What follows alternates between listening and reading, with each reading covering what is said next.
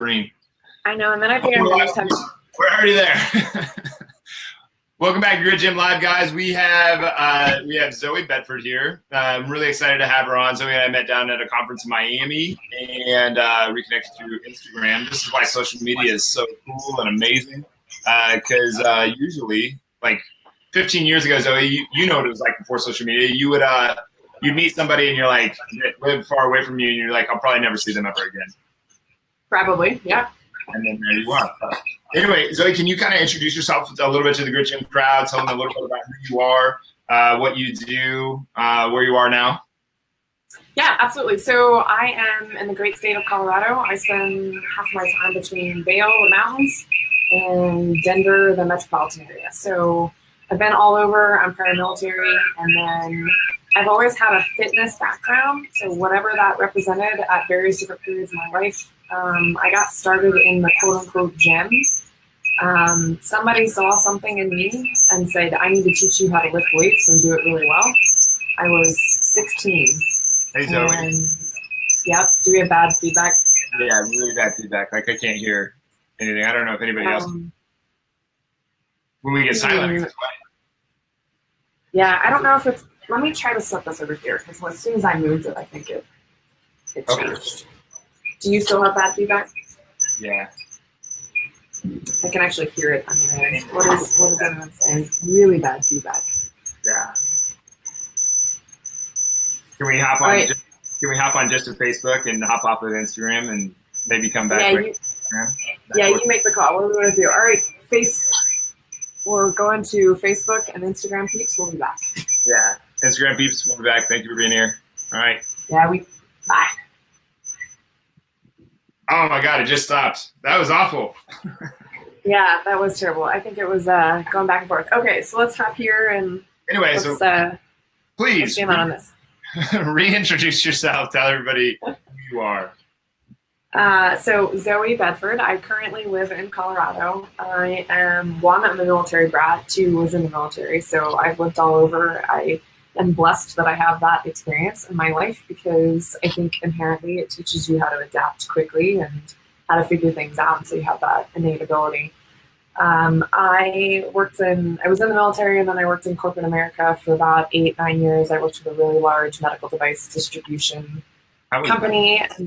Yeah, it was a lot of work. I always tell people all they saw was me traveling all over the place. And what I would always tell them is, hey, listen, it's not very glamorous to live in and out of your suitcase with wrinkled clothes in 3 different hospitals that are in 5 different towns, in 2 different plane stops, or like renting cars and being all over the place.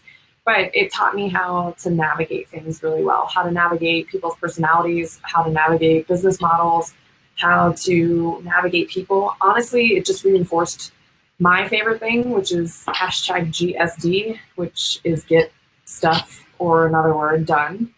And so I kind of have just always been in that world. In the military, you have things that you have to do. In that kind of fast-paced, very competitive marketplace, you have things you have to do.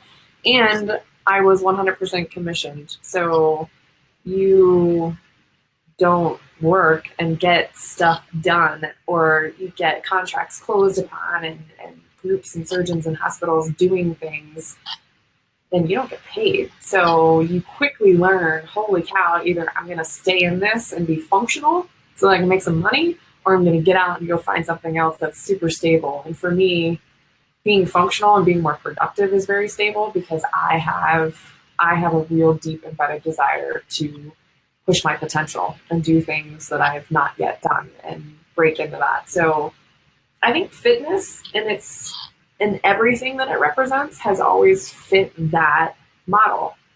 Yeah. You can always get stronger. You can always go longer. You can always change things up and learn new techniques that then challenge you in different ways. And I just have always craved that, and I've always really needed it. Plus, I'm way type A, and I am literally like a fire burning ball of energy. So naturally, I think I need something like that to be able to burn some things off. Yeah.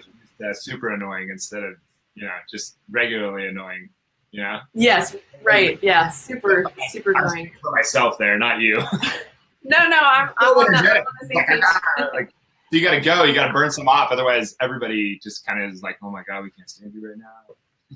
Yeah, I mean, you get to pick your close circle very quickly because you're able to find the ones that are either like you or and want to feed off your energy or like, whoa, they're blinded by your energy or something. But so now what I do is about 5-ish years ago, I got introduced to a totally separate industry that I knew nothing about, which was network marketing. And then had some mini successes with a couple other companies. And now I'm very fortunate to say that I'm a founder of a new one. And it's really neat. So we play in the health and wellness industries, we play in the beauty industry, and we play in the energy industry, not as in like oil and gas, but more of like caffeine, like coffee and antioxidants and the healthful nutritional side of energy. So I'm super excited. I'm building it from the ground up. It is literally the beginning of the beginning. And I think you and I both understand, be it that we have a similar mentor, we have similar mindsets, and we're involved in similar industries. I don't know. I think what's in the future is always your choice. And I don't think enough people really truly hone in and capture that and really say, okay, this is my passion and I'm going to turn it into something. Or the other thing is because if you're like me, I was like, man, what is my purpose? I know I'm really good at things. I know that I know how to get shit done. And I know that I'm super committed to doing things well because that's just who I am. But what's my purpose? And so what I've really been able to do is say, okay, you know what? I'm passionate about certain things. And how can I take those passionate skills that I have and apply them to anything that I do? So that way I'm not just on this like endless journey and search for what's my purpose. And that's what I really want to do. And a lot of times. Do you think people get caught up in that? Not, sorry to cut you off.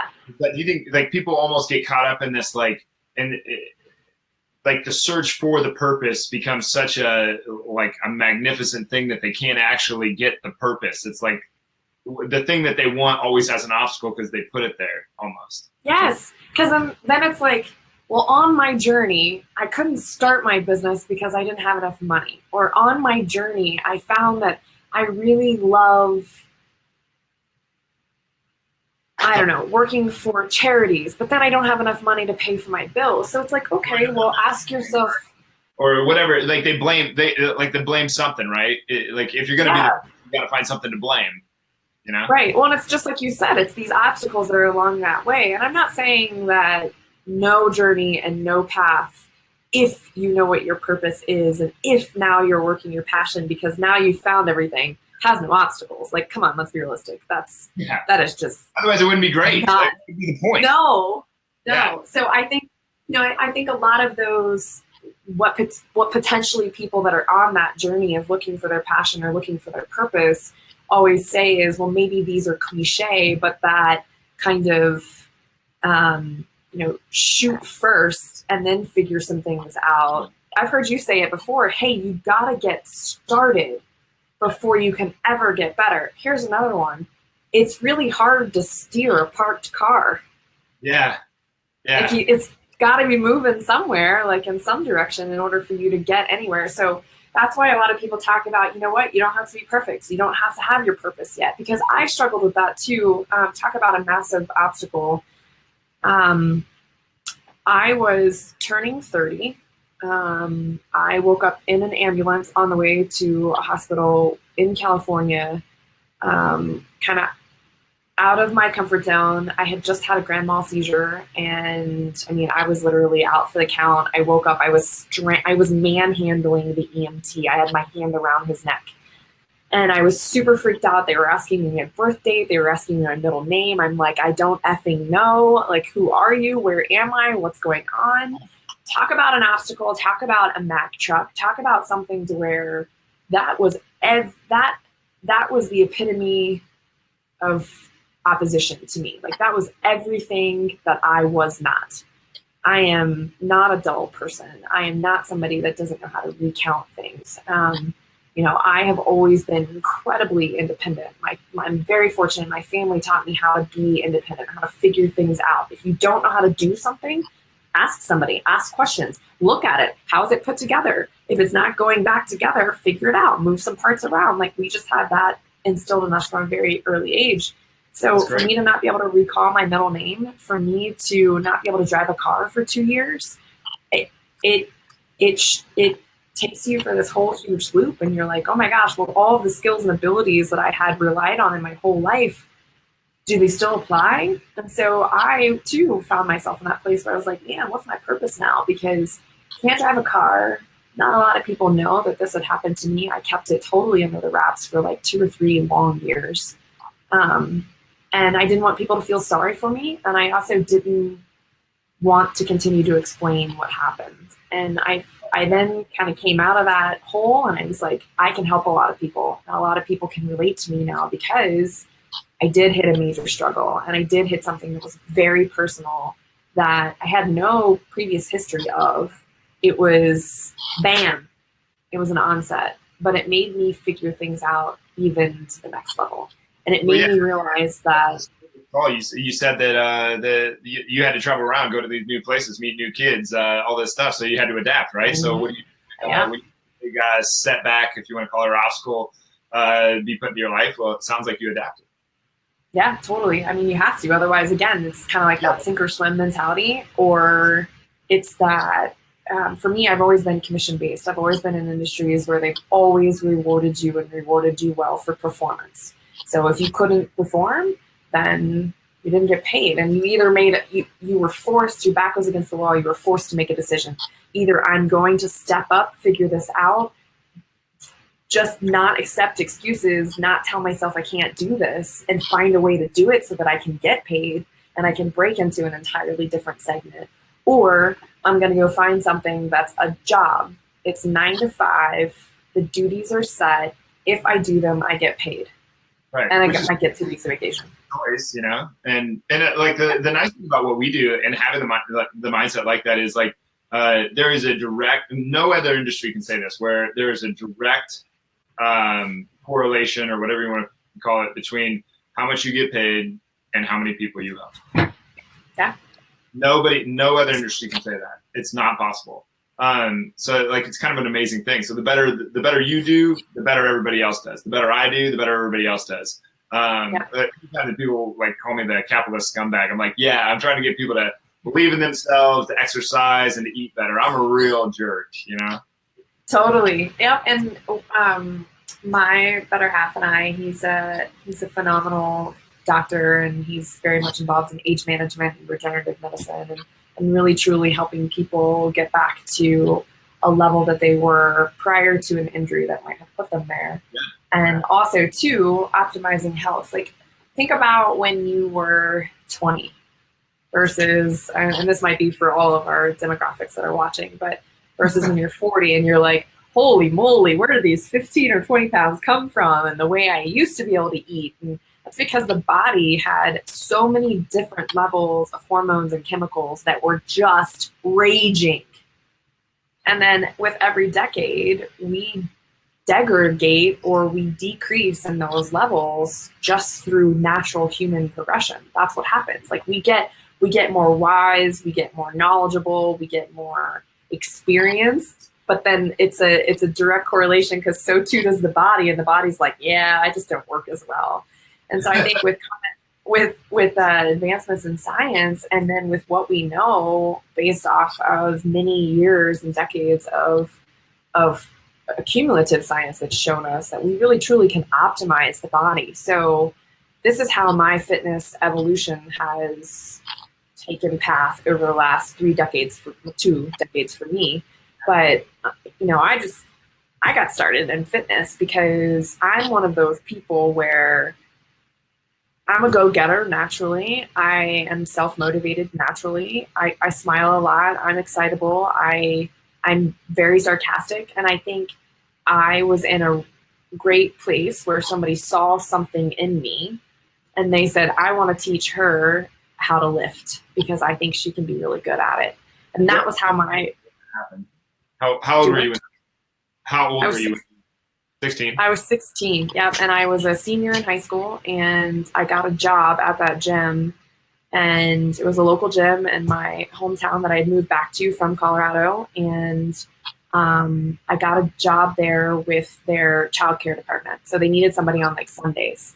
So then I got a free gym membership to be able to go in and work out. And I was athletic. I played soccer. I danced. I was a ballerina for a really long time. And I was super into I was very coordinated. So I would go and show up at the basketball court and shoot hoops, never played basketball. But I liked to move and I liked to get into things. But there was just something about me where I was like, I remember watching guys do pull-up challenges in the gym because they were a very functional gym in conjunction with strict weightlifting principles.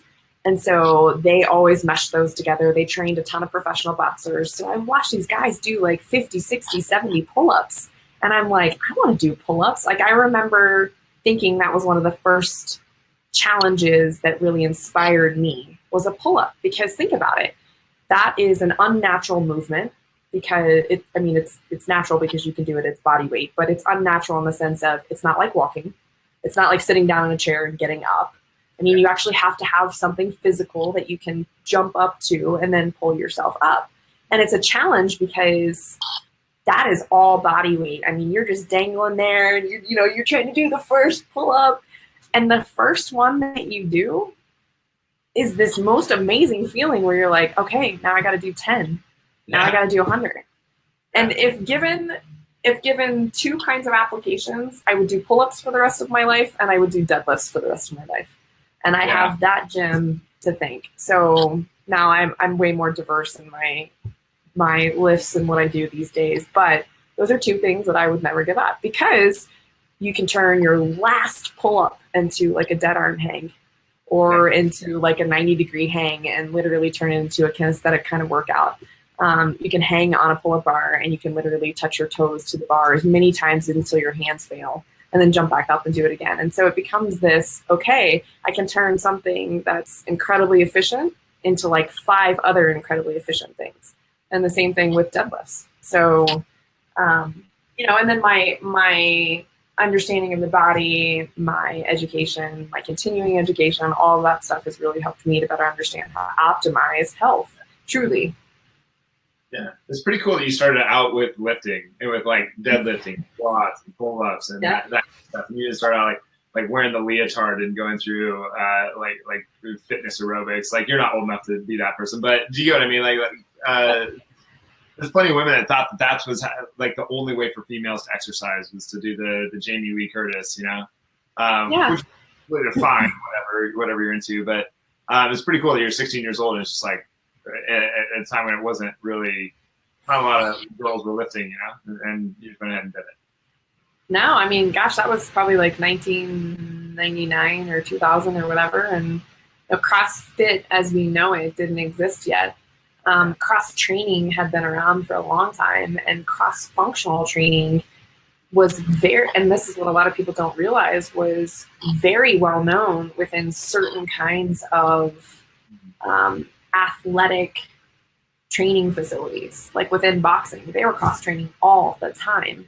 Yeah. And, I was super fortunate to be kind of connected into a Navy SEAL group that had tons of extracurricular activities, and they were into everything. So I just got exposed to so much stuff in regards to health and fitness and wellness. And I worked out with the boys. I didn't know any different. I didn't know that girls stuck to this or boys stuck to that. Which is like, yeah. No, I mean, one of the trainers was like, "You're going to come train with me." And I was like, "Okay, I'm going to come learn how to lift." And, I was athletic, and I'm blessed and fortunate that way. But trust me, by no means did somebody look at me and just say, she could be like, she's going to be really strong. Trust me, I was like 5'5". I'm 5'7" now. And I probably was all of maybe 108 pounds, 110 pounds. Well, I was long. 140, 130. Like you're like this. No, I'm actually I'm 5'7", and I'm pretty strict with my weight. I'm pretty 118 to 120 on any given day of. So I figured you were like that's impressive. Nice.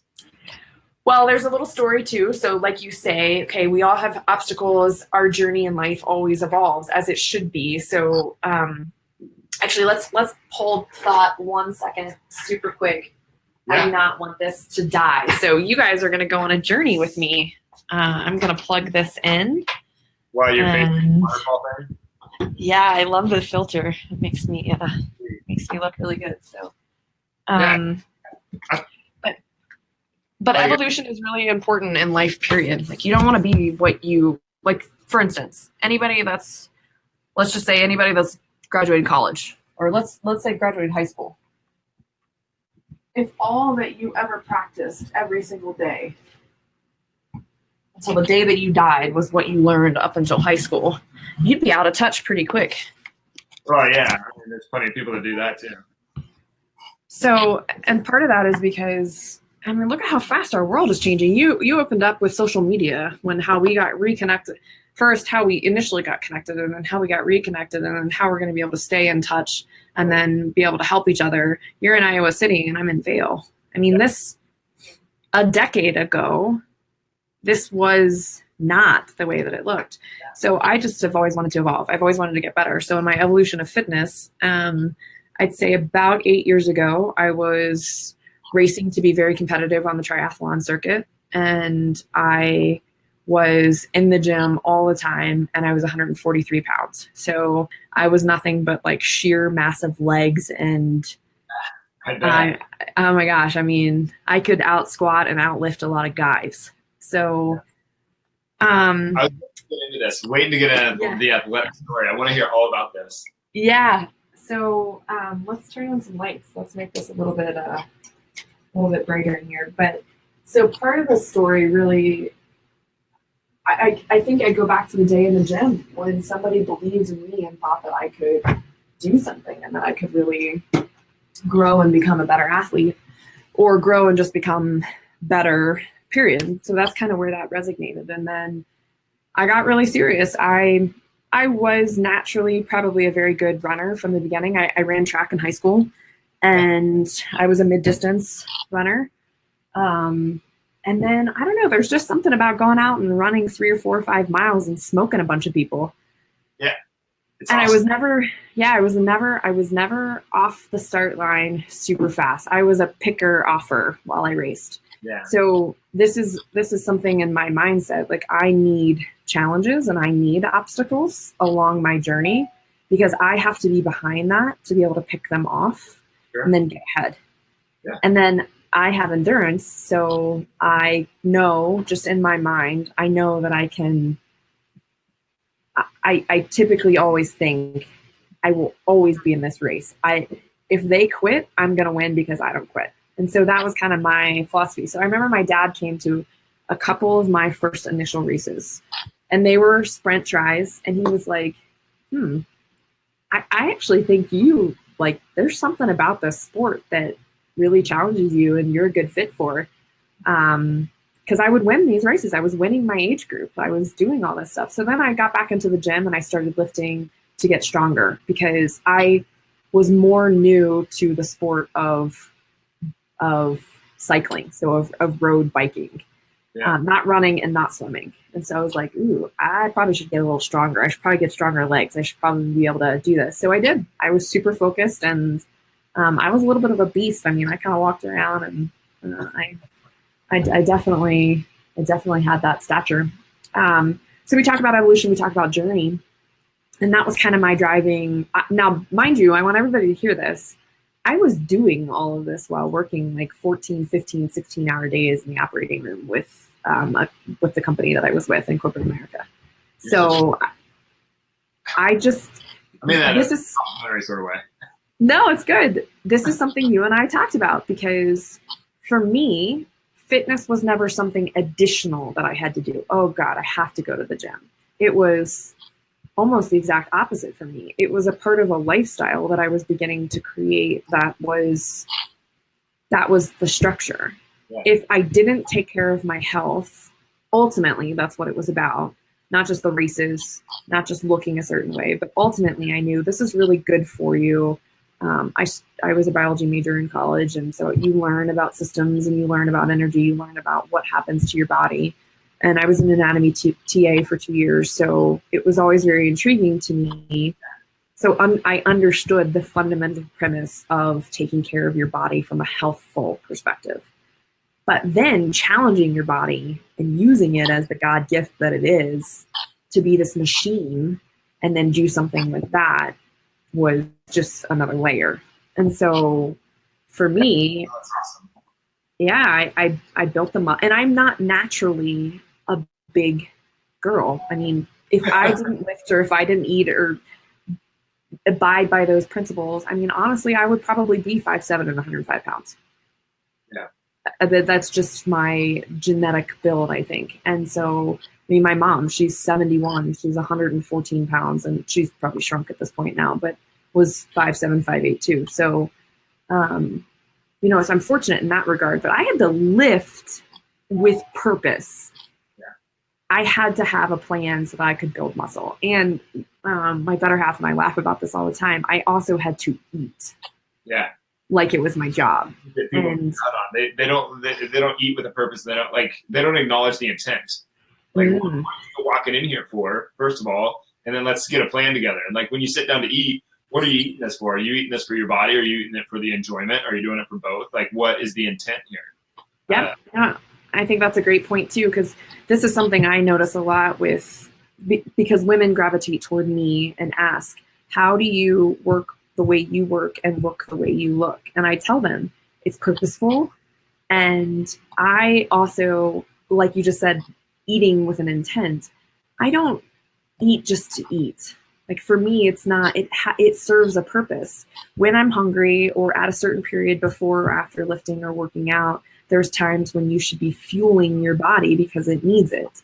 Yeah. I'm not an emotional eater. I don't just, if there's a bag of chips sitting on the counter, it's not usually my initial, it's not something I'm like, oh, they're there, let me just eat, or cake or cookies or. Like, what would be the point of making it an option in your head? You know, like, how would it possibly serve you? Yeah, so I think about those things and what does the body need and why does it need it and when does it need it? And then also, so let me jump back to, so with intent, so when I was getting really strong, I think, and you'll probably understand this too, I think this is a misconception that a lot of women have in regards to cross training or functional training or lifting heavy weights is, I don't want to get really bulky. Well, understand how protein and how muscles build. You have to eat the right kinds of food in order for your muscles to build and get that big. But it's not what actually does the growth. You can lift all you want and not gain a pound. You can lift all you want and lose pounds. Like, you know, but. So again, it goes back to purpose and intent. What are you trying to achieve? And for me, I was trying to gain muscle mass. And so yeah. And get this, I had to eat like 6-7 times a day. I was eating like 3-4 chicken breasts and all of the other supplements and everything else that I was doing. And girls say stuff like this, and they say it like that's a lot. I know. I'm 6'4", 240 pounds, and so like 3 chicken breasts. I'm like, I'll do that in one meal. I know. So I have that too, and he's sitting next to me right now, and he laughs too because he's like, I am starving. I'm like, you just ate like an hour and a half ago, and he's like, I know I'm hungry again. I'm like, oh my God, I can't. Because I ate one of your meals and not one of my meals, you know. So that's a point too. Like, understand. I think the reason why we're laughing and kind of joking about all of this is there is purpose and intent to the outcome that you want to achieve. And so that also goes the exact opposite too. Think about this. How many women and men do you have that come into a program and either one, plateau very quickly, or two, are really strong? They can do all the classes, they can do all of the segments, they can do everything that you're throwing at them, but they're not losing the weight or they don't look aesthetically the way they want. How many people do you have, or have you even counted? I don't know. The thing, I don't know what the percentage would be, but like they're always missing one thing. Yeah, or at least one thing, you know, they're always missing, like, they're not, just like you said, they're not being intentional with their food, or they're just they're showing up, but they're not showing up, you know, when they come into exercise, or they're not getting to bed till 1 o'clock in the morning because they're too busy playing on their phones, and then they you know, they don't get the recovery that they need. You know, something is always, like, one variable is missing, and that's for the success that they're looking for. And I find most commonly, because I'm an entrepreneur, my better half's an entrepreneur, I tend to hang out with entrepreneurs and they hustle and they work really hard. Most commonly, even with the sleep and recovery piece, I find that it's the nutrition piece. They are so haphazard with the way they eat, or they act like they've never ate before, so they just grab and reach for anything that they possibly can to feed them at that moment. Putting food in their mouth instead of actually experiencing the food, or one of my least favorite questions is, do you eat to live or do you live to eat? And I'm like, it's both, dumbass. I need to live, but I also want to have fun with my food. Like, I want to have pleasure out of my food. Like, so if you're like eating on the run all the time, you're probably shoving crap in your throat, but you're also like, it's not, you don't get any pleasure from it. So why would you get any satisfaction? Like, why would you ever feel satiated? Because you don't feel satisfaction from your food. There's no pleasure. Yeah. And so I know that's a whole book of worms. That's a can of worms to open, because there are segments of people that really do. And I want to start saying that. That's a whole book of worms. Book of worms. Just to see what people say. People be like, and they'll stop listening to whatever you were actually intending to say, and they'll be like, there's something wrong with the way he said that. What is it? It's a book of words and a can of worms. Okay.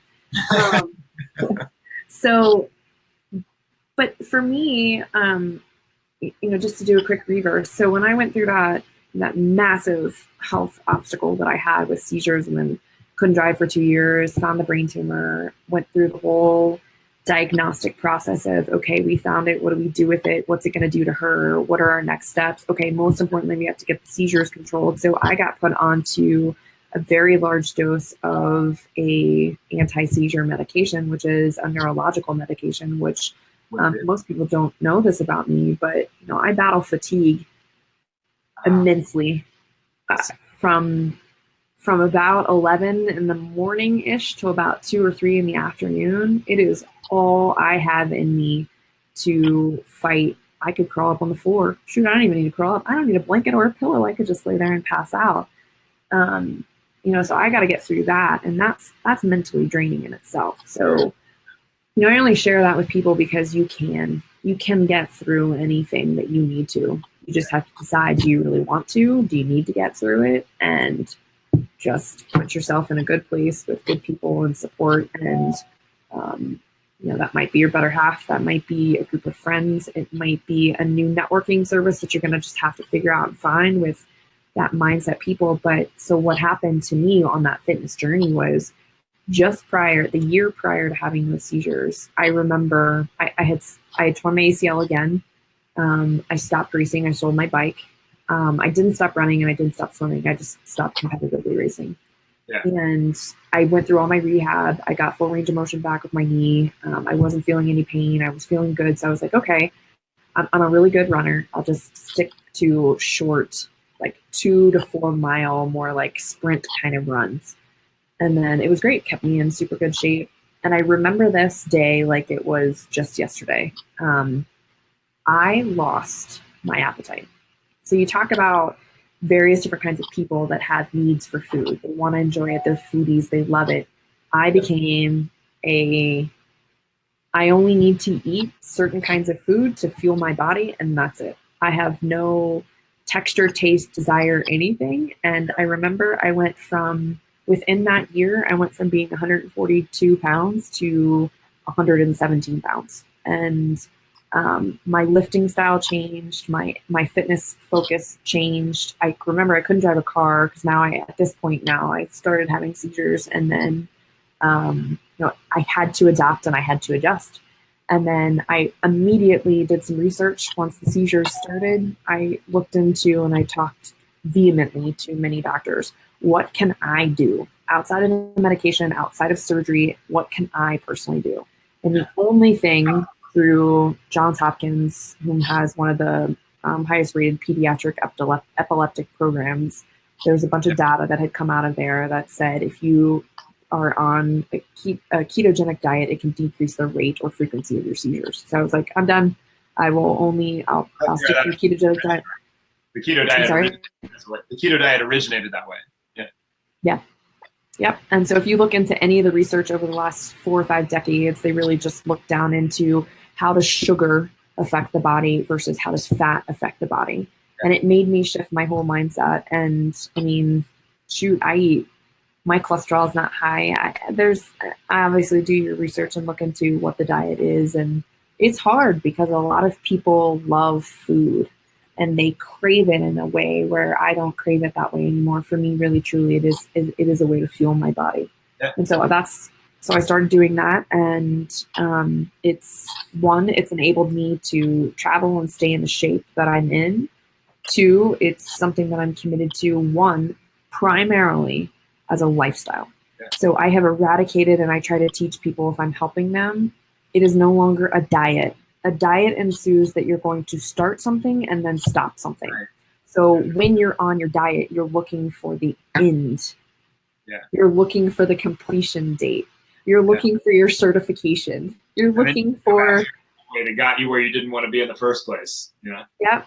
And then you're like, sweet, I lost 10 pounds, I lost 15 pounds. Woo. Now I get to go have my chocolate parfait or whatever it is that you cut out. And for me, it's like, get to go 15 back. Yeah. Yeah. And so it's like, no wonder why people yo-yo a lot. They didn't commit to making it a lifestyle.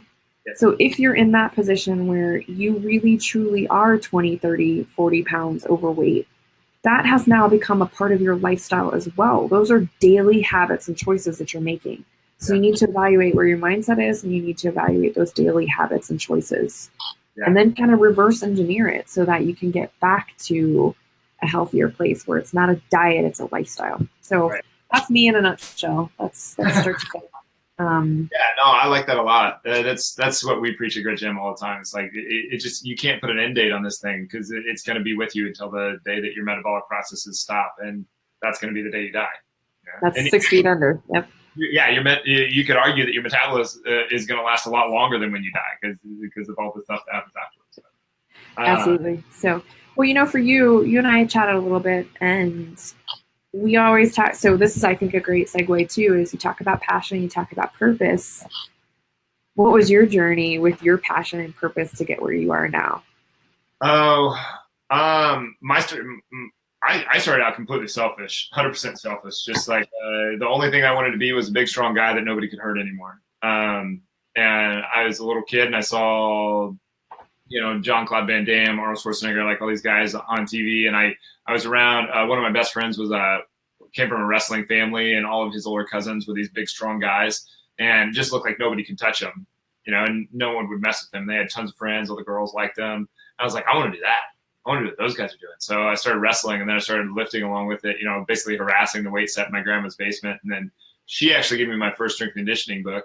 I tore through that thing and then experimented and went and got another book, did the same thing, got another book, did the same thing. And now we're, a little over 20 years later, I'm still reading and still learning. But at some point along the way, it kind of became more about, less about, like, I was still focusing on my health because I think you have to take care of you first before I can help somebody else. But at the same time, so I was sitting there helping people, and I was making the rookie mistake of not realizing that everybody has a different reason for why they're training. I just thought everybody was training for this things that I thought. But anyway, I hurt my foot really bad, and I ended up not being able to walk for a year. And that's when I realized, like, this health thing is more than just sports and performance and how you look and what you can do. It's about the experience of your life and the health that you have within it. 'Cause that yourself. Yeah. So ipso facto, we get to me working in a gym, like a big Bobo gym, and I hated that. I thought it was so awful, and I didn't feel like it didn't fit my ideals and my convictions. I didn't feel like I could give the service that people deserved. And so I started Grit Gym, and we've just been going crazy ever since. So it's an interesting ride. So because I love to delve into people's creative side if the opportunity comes up. So you obviously settled on Grit Gym. I would love to hear what some of the precursors to Grit Gym were, some of the words or the ideas or. Yeah.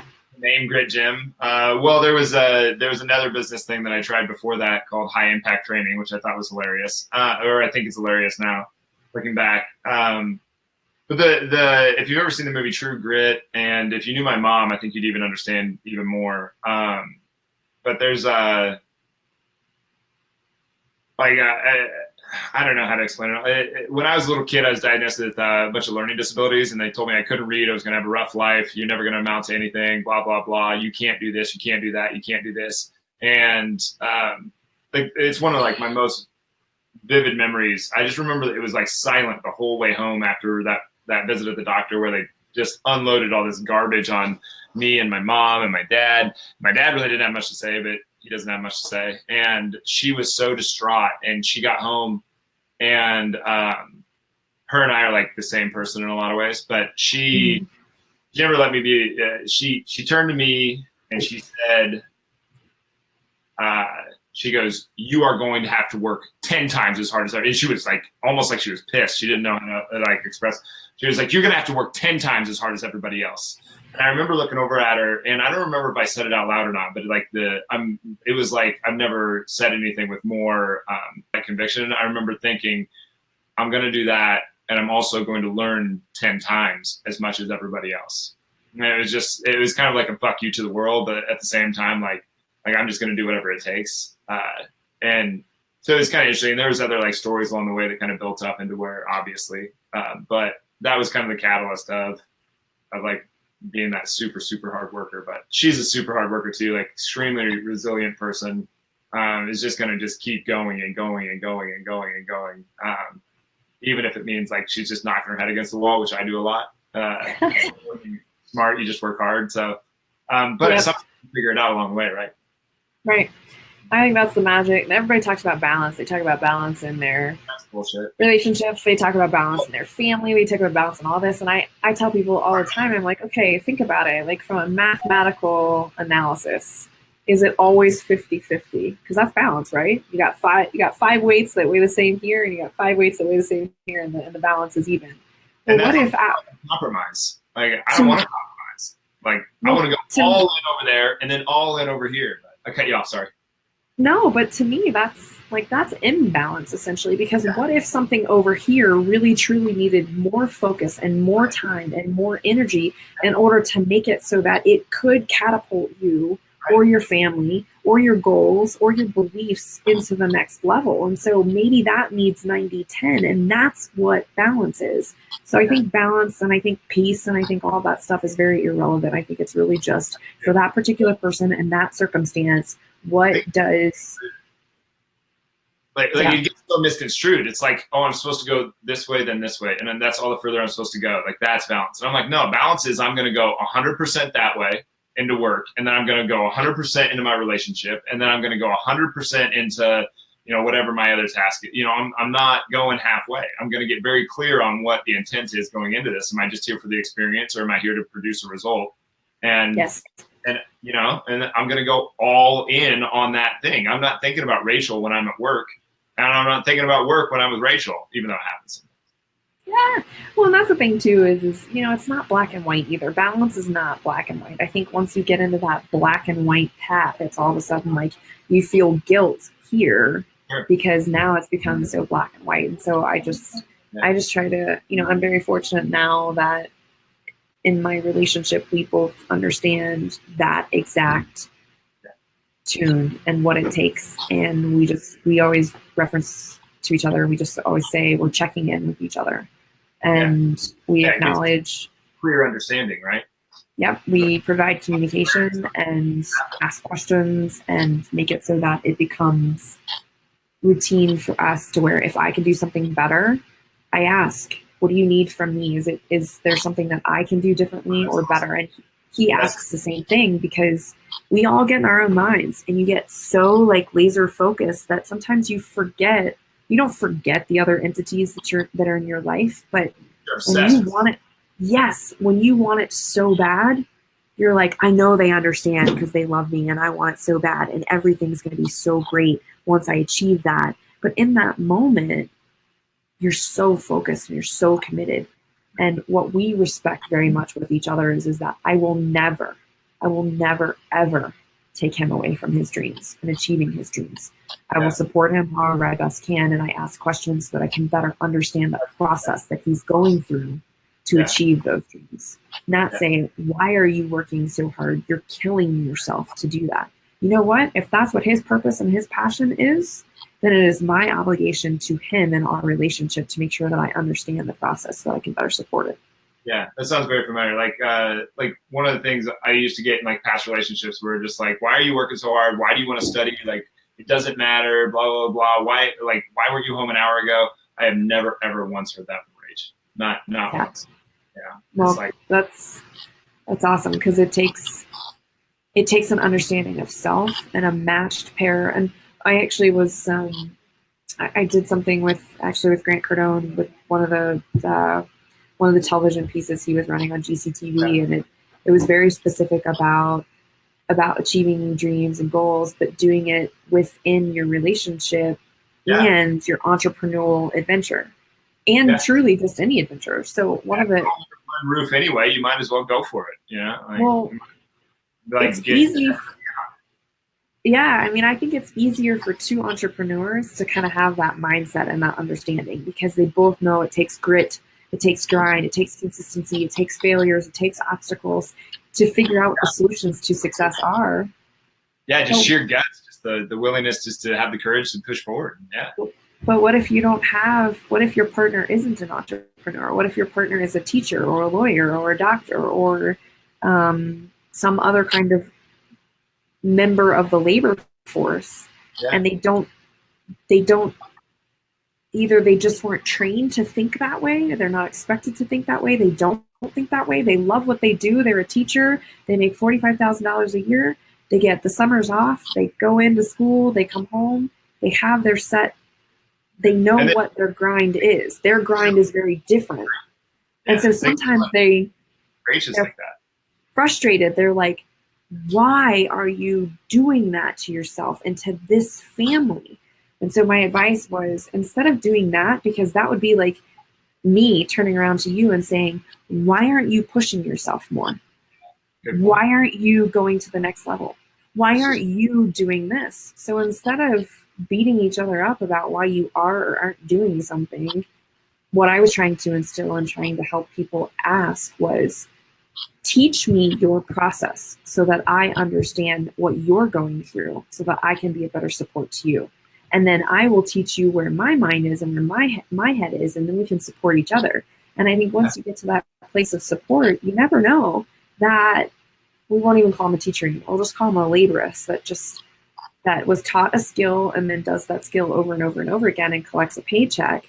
Now the other person that's really grinding and really trying to build something big that hasn't been created yet, through that process and through that support, might be able to help that person get to the next level and inspire them to then push themselves, rather than just saying, you're not home on time, or you work too much, or you do this, or you do that. So it's all just about understanding what the process is. And I committed. Yeah. Yeah, Rach and I say to each other very often, it's like, ask for 100% of what you want 100% of the time. And then we have like certain agreements along the way, and that's an agreement too, but we have another one where it's like my thoughts, feelings, actions, and behaviors are 100% my responsibility, and her thoughts, feelings, and behaviors are her responsibility. So we don't mesh those. Like, I don't think that I can't control what's going on in her head. So we have that agreement up front. We have a lot of these like really weird agreements. You should probably write them down sometime. No, you should. You should put them where you have all of your other grit gym stuff and be a positive influence. And are you all in today? Like, you should have that stuff posted up too, because it doesn't just apply to a relationship. Don't you think you're asking yourself the same kinds of questions when you're going through a really hard workout or a really hard business contract that's taking forever? Really long, you just want them to say yes. How do you get them to say yes? You're going through the same process. So if we can all just get really good about asking ourselves questions, being honest with the answers, and then staying committed to it, to me, that's a better balance. I 100% agree. So, and hey, I gotta get going here pretty soon. So let's wrap up. But I think that's a good spot. I think so too. Yeah, that was fantastic. I might just come back and cut that piece out. and post it somewhere too, so that people. Yeah. Can anyway, well, thank you for being here. I really appreciate it. This is computer almost died, still worked it out, adapted, right? Yeah, that's right. I just moved you into a different room, set up a ring light, and plugged you in, so we're good. Yeah, awesome. Well, thanks for being here. I really appreciate it. Anything you want to leave the Grid Gym crowd with before sign off? Well, where can they follow you? Where can they find you? Yeah, so you can find me on Instagram. It's _zone, ZOEN, like my name with an N on the end. I like that. I was like, oh, yeah. Zone. At first I was like, Zoe.